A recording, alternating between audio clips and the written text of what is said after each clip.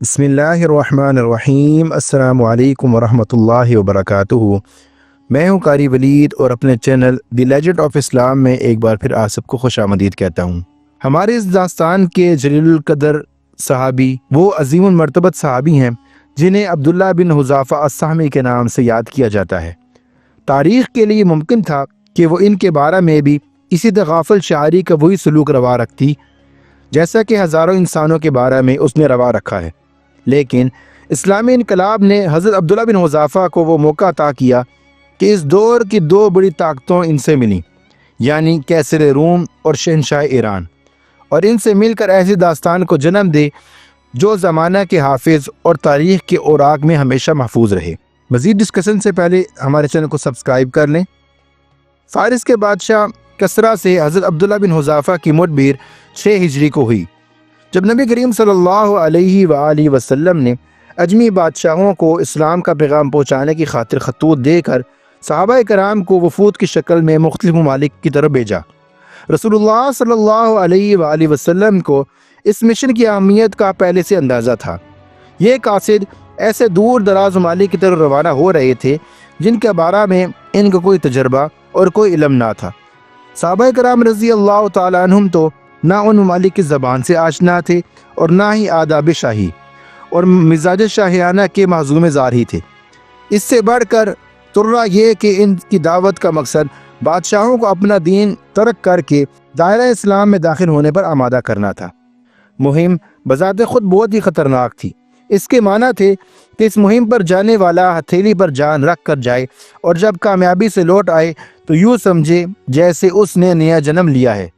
معاملہ کی اہمیت کے پیش نظر رسول اللہ صلی اللہ علیہ وآلہ وسلم نے اپنے صحابہ کو جمع کیا اور اللہ تعالیٰ کی حمد و ثنا کے بعد فرمایا، میں چاہتا ہوں کہ تم میں سے بعض حضرات کو تبلیغ اسلام کے سلسلے میں شاہیان عجم کی طرف روانہ کروں۔ خبردار، تمہاری جانب سے اس معاملہ میں اختلاف کی وہ نوعیت پیدا نہ ہونے پائے جو حضرت عیسیٰ علیہ السلام اور بنی اسرائیل کے مابین رونما ہوئی تھی۔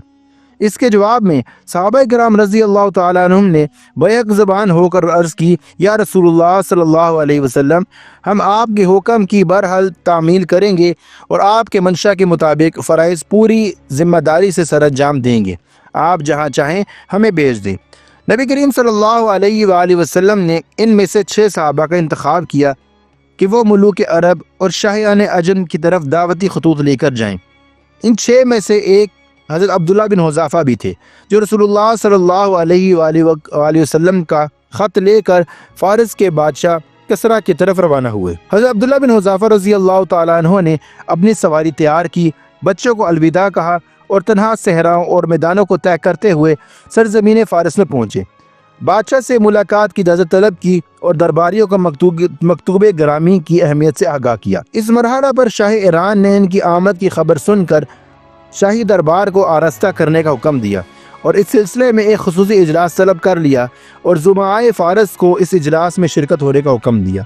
اس اہتمام کے بعد حضرت عبداللہ بن حذافہ کو دربار میں آنے کی اجازت دی۔ حضرت عبداللہ بن حذافہ رضی اللہ تعالیٰ عنہ شاہ ایران کے دربار میں اس کیفیت سے آئے کہ انہوں نے ایک معمولی سی چادر پہنی ہوئی تھی جس سے عربوں کی سادگی صاف طور پر چھلک رہی تھی، اور آپ کا سر بڑا اور جسم گھٹا ہوا تھا۔ اسلام کی عزت و وقار کے شعلے دل میں بھڑک رہے تھے اور اسی طرح ایمان کی عظمت اور بلندی دلوں میں گہرائیوں میں دمک رہی تھی۔ اور کسریٰ نے جب انہیں اپنی طرف آتے ہوئے دیکھا تو حاشیہ نشینوں میں سے ایک کو اشارہ کر کے کہا کہ وہ ان سے وہ خط پکڑ لے۔ ایمان میں سے ایک شخص نے آگے بڑھ کر جب ان سے خط لینا چاہا تو آپ نے فرمایا، یہ نہیں ہو سکتا۔ رسول اللہ صلی اللہ علیہ وآلہ وسلم نے مجھے حکم دیا ہے کہ میں یہ خط براہ راست کسریٰ کے ہاتھوں میں تھماؤں۔ میں رسول اللہ صلی اللہ علیہ وآلہ وسلم کے حکم عدولی کی جرت ہرگز نہیں کر سکتا۔ یہ دیکھ کر کسریٰ نے حکم دیا، اسے چھوڑ دو اور میرے پاس آنے دو۔ جب عبداللہ بن حذافہ کسریٰ کے قریب ہوئے تو اس نے آپ کا خط وصول کیا اور اہل ہرہ کے عربی ترجمان سے کہا کہ اس خط کو کھولے اور اس میں لکھی ہوئی باتوں کو پڑھ کر مجھے سنائے۔ مکتوب غرامی کا آغاز ان الفاظ سے ہوا تھا کہ اللہ کے نام سے شروع کرتا ہوں جو بڑا مہربان اور نہایت رحم کرنے والا ہے۔ یہ پیغام محمد صلی اللہ علیہ وآلہ وسلم اللہ کے رسول کی جانب سے عظیم فارس کسریٰ کے نام ہے۔ سلامتی کا استحقاق اس کو ہے جو ہدایت کی راہ پر چلا۔ کسرا نے ابھی خط کے ابتدائی الفاظ ہی سنے تھے کہ اس کے سینے میں غیظ و غضب کی آگ بھڑک اٹھی، اس کا چہرہ لال ہو گیا اور اس کی گردن کی رگیں پھول گئی، کیونکہ رسول اللہ صلی اللہ علیہ وآلہ وسلم نے خط میں اپنا نام پہلے لکھا تھا اور اس کا بعد میں۔ کسرا نے مغلوب الغضب ہو کر خط چھین لیا اور اسے پرزے پرزے کر دیا، اور بغیر یہ جانے کہ خط میں کیا لکھا ہے چیخ کر یوں ہوا کہ میرا غلام ہو کر اس سے یہ جرت کیسے ہوئی کہ مجھے اس طرح کا مخاطب کرے۔ پھر حکم دیا کہ عبداللہ بن حذافہ کو میرے دربار سے باہر نکال دیا جائے، اور چنانچہ ان کو دربار سے نکال دیا گیا۔ حضرت عبداللہ بن حذافہ رضی اللہ تعالیٰ عنہ ایوان کسرا سے نکل کر چل دیے۔ انہیں کچھ علم نہ تھا کہ اب ان کے ساتھ کیا سلوک ہوگا، انہیں قتل کر دیا جائے گا یا انہیں آزاد چھوڑ دیا جائے گا۔ اس پر زیادہ عرصہ نہ گزرا تھا کہ وہ کہہ اٹھے، باخدا نبی کریم صلی اللہ علیہ وآلہ وسلم کو خط پہنچا دینے کے بعد مجھے اس بات کی کوئی پرواہ نہیں تھی کہ میرے ساتھ کیا سلوک روا رکھا جائے گا۔ یہ کہہ کر وہ اپنی اونٹنی پر سوار ہوئے اور چل دیے۔ جب کسرا کا غصہ تھما تو اس نے اپنے درباریوں کو حکم دیا کہ وہ عبداللہ بن حذافہ کو میرے پاس دوبارہ پیش کیا جائے۔ انہوں نے ہر چند تلاش کیا مگر کہیں سے بھی آیا کوئی سراغ نہ ملا۔ آخر میں نے پتہ چلا کہ وہ جزیرہ عرب سے نکل کہیں اور چلے گئے ہیں۔ جب عبداللہ بن حذافہ نبی کریم صلی اللہ علیہ وآلہ وسلم کی خدمت میں پہنچے اور بتایا کہ اس نے آپ کے گرامی نامے کو پھاڑ کر پھینک دیا تھا، تو آپ نے فرمایا اللہ تعالیٰ اس کی قبائے اقتدار کے پرزے اکھاڑ دے۔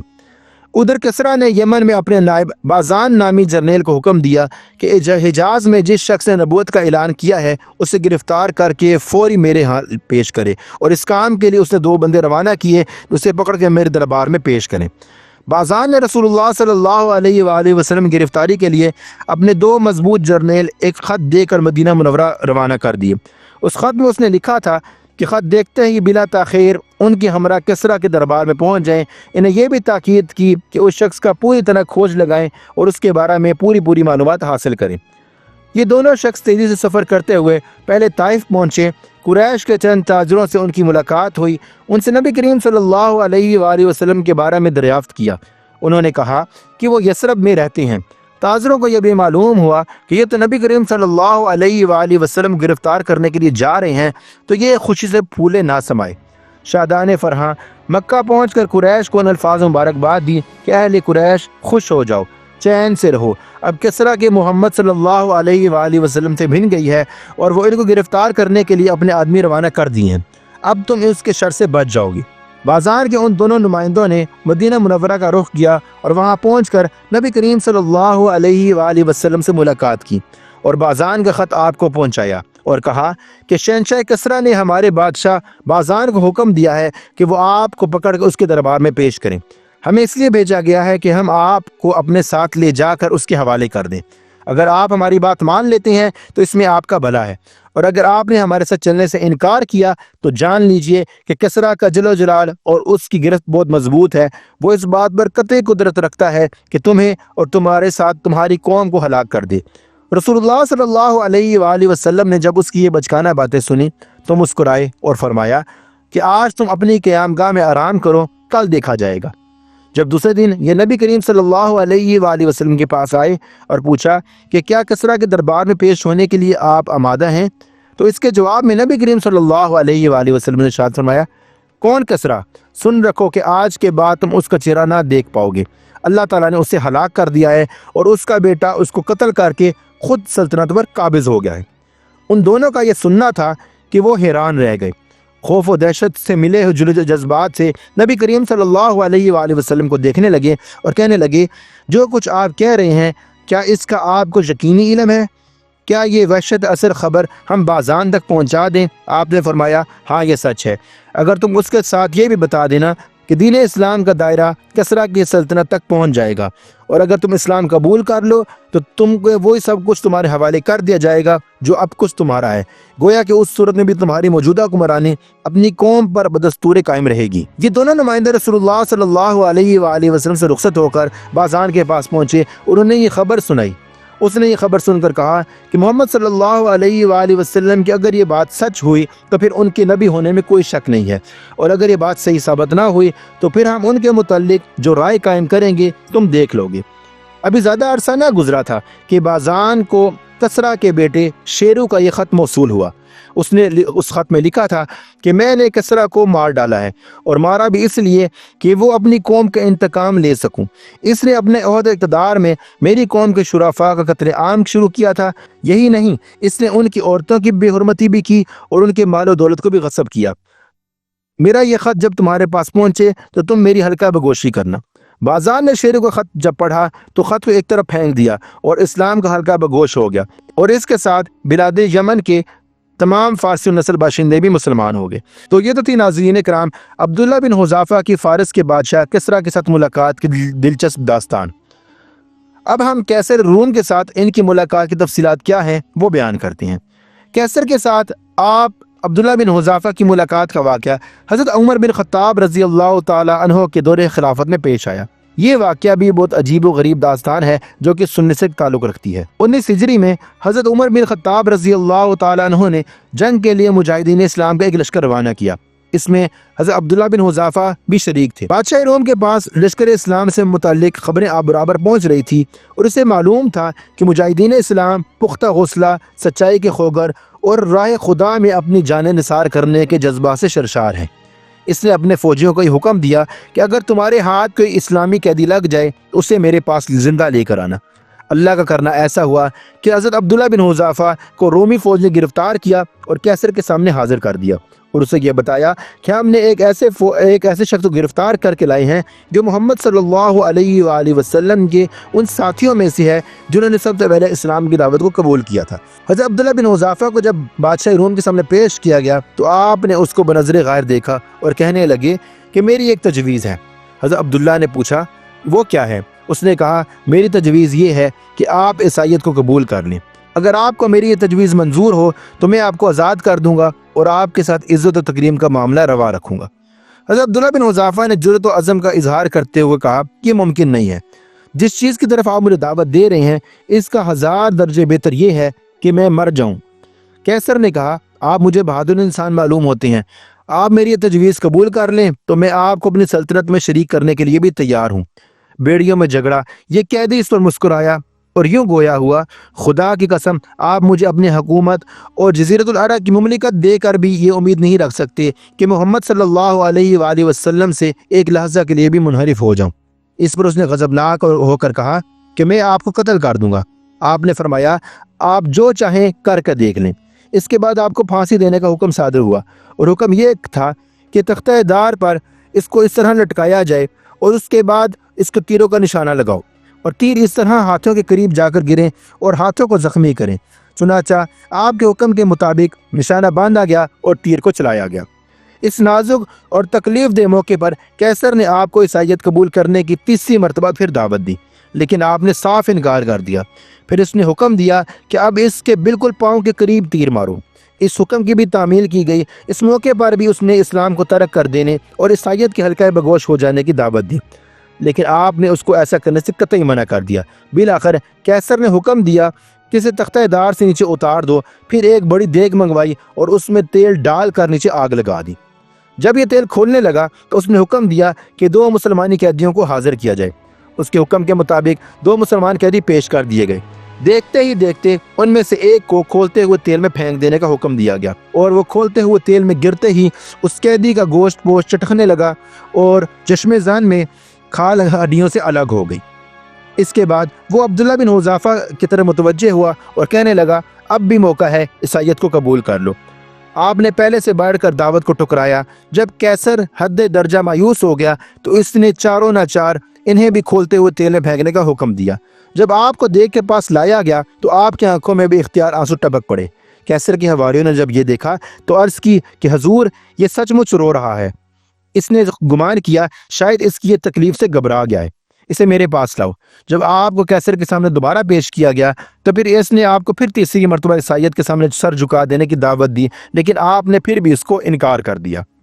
इस पर उसने ताज्जुब से पूछा अरे ये बात है तो तुम रोते क्यों हो? हज़रत अब्दुल्ला बिन हुज़ाफ़ा ने जवाब दिया कि मेरे रोने की वजह यह थी कि ये मैं मंजर देखकर मेरे दिल में ख्याल आया कि मेरे पास सिर्फ एक ही जान है। काश मेरे पास 1000 जानें होती तो मैं हर जान को इस खोलते हुए तेल में डालकर राह खुदा में कुर्बान कर देता। उस जालिम का ये सुनना था کہ وہ آپ سے باہر ہو گیا اور کہنے لگا کہ اب تم اگر میرے سر کو چوم لو تو میں تمہیں آزاد کر دوں گا۔ حضرت عبداللہ بن حذافہ نے پوچھا کیا تم میرے ساتھ تمام مسلمان قیدیوں کو بھی آزاد کر دو گے؟ اس نے کہا ہاں، میں تمہارے ساتھ تمام قیدیوں کو بھی رہا کر دوں گا۔ حضرت عبداللہ بن حذافہ فرماتے ہیں میں نے دل میں سوچا کہ اگر میں دشمن دین کے سر کو چوم لوں اور اس کے بدلے میں یہ سب مسلمان قیدیوں کو رہائی دے دے تو اس میں کیا مذائقہ ہے۔ پھر آپ نے اس کے قریب آئے اور اس کے سر پر اپنا بوسہ دے دیا، اور کیسر روم نے حسبہ وعدہ حکم دیا کہ تمام مسلمان قیدیوں کو حضرت عبداللہ بن حذافہ کے سپرد کر دیا جائے تاکہ وہ ان کو اپنے ساتھ لے جائیں۔ رہائی پا کر حضرت عبداللہ بن حذافہ سیدھے حضرت عمر بن خطاب رضی اللہ تعالیٰ عنہ کی خدمت میں حاضر ہوئے اور آپ کو سارا ماجرا سنایا۔ ماجرا تفصیل سے سننے کے بعد حضرت عمر فاروق رضی اللہ تعالیٰ عنہ نے انتہائی مسرت کا اظہار فرمایا اور کہنے لگے کہ ہر مسلمان پر لازم ہے کہ وہ آگے بڑھ کر حضرت عبداللہ بن حذافہ رضی اللہ تعالیٰ عنہ کے سر کو چوم لے، اور لو میں سب سے پہلے ان کے سر پر بوسہ دیتا ہوں۔ اس کے بعد حضرت عمر رضی اللہ تعالیٰ عنہ اٹھے اور آپ نے ان کا سر کا بوسہ دیا۔ تو ناظرین کرام، یہ تھی ہماری آج کی ویڈیو۔ اگر آپ کو ہماری ویڈیو پسند ہے تو آپ ہماری ویڈیو کو ضرور لائک کریں، اور اسی طرح کی ویڈیوز کو بر وقت دیکھنے کے لیے ہمارے چینل کو ضرور سبسکرائب کریں۔ اگلی ویڈیو تک کے لیے میں آپ سے اجازت چاہتا ہوں۔ السلام علیکم ورحمۃ اللہ وبرکاتہ۔